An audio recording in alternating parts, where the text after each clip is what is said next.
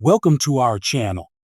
Today, we're uncovering a secret sauce for streaming, enabling IPTV VLAN. First, check out 2TV.store for top-of-the-line IPTV service with stellar customer support. Ever wondered about VLAN? It's like giving your devices a VIP pass on your home network, optimizing your streaming and reducing congestion, which lets your IPTV shine without interruptions. Incorporating VLAN for IPTV can enhance your service. By directing traffic efficiently, it manages bandwidth better, offering you a seamless experience. But is it right for everyone? Let's explore.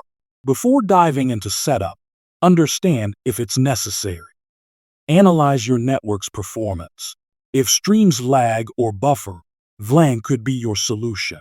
But don't change what's already perfect. For those ready to enable VLAN, it's simplified in just a few steps. Log into your router's settings, navigate to VLAN settings, and allocate IPTV for priority bandwidth. Ultimately, whether it's worth enabling IPTV VLAN depends on individual needs. Empowered with this knowledge, you're ready to streamline your media consumption. Until next time.